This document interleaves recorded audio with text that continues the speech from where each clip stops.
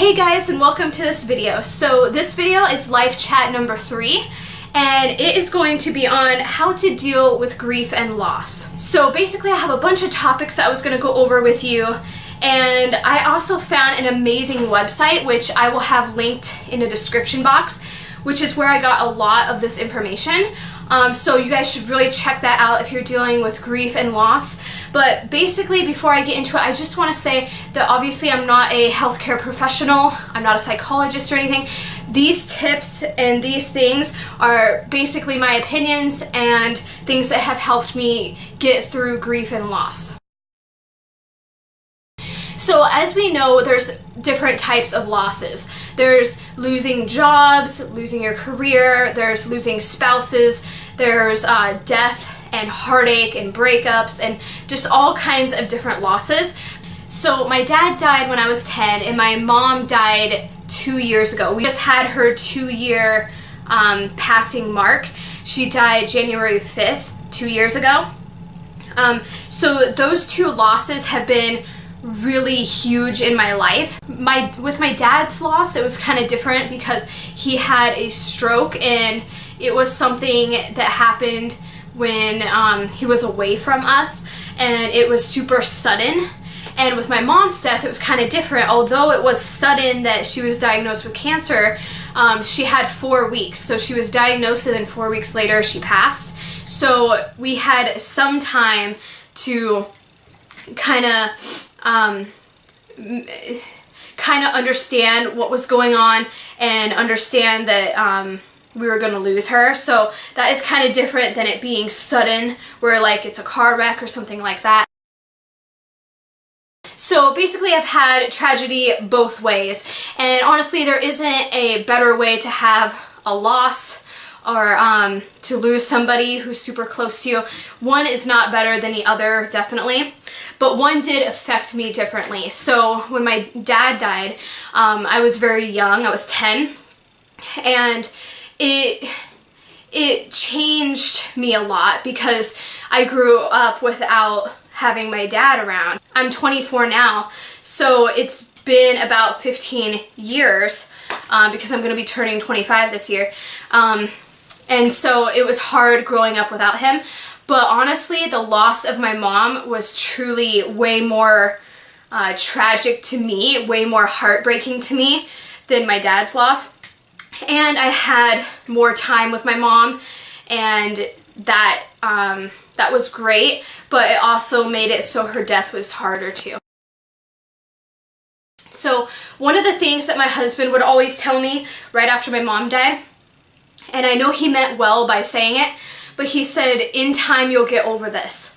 And I always got so angry at him, and I was like, you don't understand, when there's a death, especially when it's so close to you like your mom or your dad, you don't just get over it. You never get over it. You just learn to get through it and learn to live with it. So for me, the terminology was super important when my mom died, because it's something I've learned with my dad when my dad died, was that you truly don't get over a death. You just learn to get through it and learn to live with it. And that terminology is super important for me. So I wrote here, grief is something we never get over, we just learn to get through it. The pain never fully goes away, but you learn to accept it. And that is 100% true, at least for my circumstance. Since it's been such a long time since my dad died, I've learned to accept it. I don't cry as often as I did, you know. Honestly, I miss him all the time, you know. But for my mom, since it's way more recent, I miss her all the time as well. Especially being pregnant and having a baby, that's been really difficult not to have her here for that. But like, I'm still going through the stages of grief and all of that. So as we know, there's 5 stages of grief. There's denial, anger, bargaining, depression, and acceptance. So the website I found, which that I'll have in the description box down below, basically goes into real good detail of all 5 of these stages. Now I'm going to share 10 ways I got through my grief. A lot of these I have practiced with my mom's death. As I said before, I was only 10 when my dad died. So I kind of just let my emotions go like this. I was a kid, you know?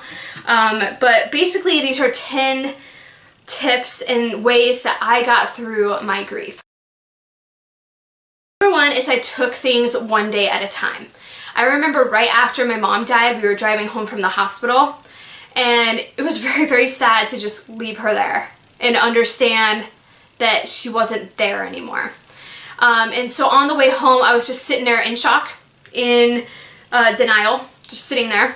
And my husband was driving, and I turned to my husband and I said, honey, I'm gonna ask you tomorrow if this happened, because I'm so in shock right now that it happened. So if you just need to tell me that it really did happen and it really is true, and that may be hard for you to tell me that, but I'm gonna ask you tomorrow if this really happened or if it was just a bad dream. So I just had to take things one day at a time. Number two, I kept my life as normal as possible and continued in my college classes so I could graduate. So I was one semester short of graduating college when my mom died. It was really, really sad that she wasn't able to make it in person to the graduation because of that. But I had to keep up with my classes, and that was a good distraction, but it was also very hard too because I had a broken foot. A week after my mom died, I found out that my foot was broke. So I had broken it around the time we were running in and out of the hospital with her, and I just didn't notice that I had a broken foot. And so it took like a year to recover from that almost. It took forever. So I had to be fully off it, and I couldn't really distract myself a lot. So the only distraction I had was my college classes. So I had to just focus on those, pass those so that I could graduate. So number three is I tried not to be alone for too long. There was times when I needed to be alone just to process everything and to just heal. But I tried not to be alone for too long, because if you're alone for too long and you're having these feelings in your mind, it just makes you feel sadder and makes you feel worse. And temptations can kind of sneak up on you when you're alone and you're in grief. So I try not to be alone for too long. Number four is I made sure to have time alone to think things over. So like I said, there was time I needed alone. I needed to do a lot of thinking. I needed to do a lot of grieving. And I made sure to make that time. Number five, I let myself cry and break down as needed. So when she first passed, I'd break down a few times a day. Then it went to a few, like once a day, and then it went to a few times a week, and then I was able to taper off and only have it be a few times a month, and so on. But I just let myself cry and grieve the way I wanted to and the way I needed to. Number six, I tried to be as positive as possible. So my mom died in January, and then in April I was going to graduate, so I was trying to do things to prepare for graduating college, getting my gown, all of that. I tried to stay as positive as possible, and also at that time period we were looking at houses to buy, and we found the one we're in right now, and we didn't know if we were moving or not, so there was a lot of things going on, and I just tried to stay as positive as possible. Number seven, I tried to do what my mother would have wanted me to do. So I know my mom really well, and I know she wouldn't have wanted me to just lay around and be sad and be upset all the time. She would have wanted me to pass my college classes, graduate, move into the new house, start a family, you know, just be as happy as possible. So I wanted to do what I knew she wanted me to do. Number eight, I tried to be strong for others in my family. So everybody in my family took this death differently. And so anytime I was around them, I tried to be as strong as I could. And I think sometimes to them it came off a little like I didn't care or like I wasn't grieving properly. But I was just trying to stay strong for everybody. And there was a certain time right after she died that I had this kind of attitude in my mind where it was like, no one can tell me what to do. I don't want opinions from anyone because both of my parents are gone and I'm basically an orphan and no one can tell me what to do. It just felt to me like no one could tell me what to do and it was no one's responsibility but my own. Number nine, I didn't do anything irrational or reckless. So after my mom died, I really considered getting a tattoo, and I knew that I didn't want to, but I had a feeling like maybe I should. And I didn't do that, and I'm glad I didn't do that. But I didn't do anything irrational or reckless. I tried to stay away from all of that temptation and stuff, because you don't want to do something that you regret later. Number 10, I prayed for help and guidance in my life.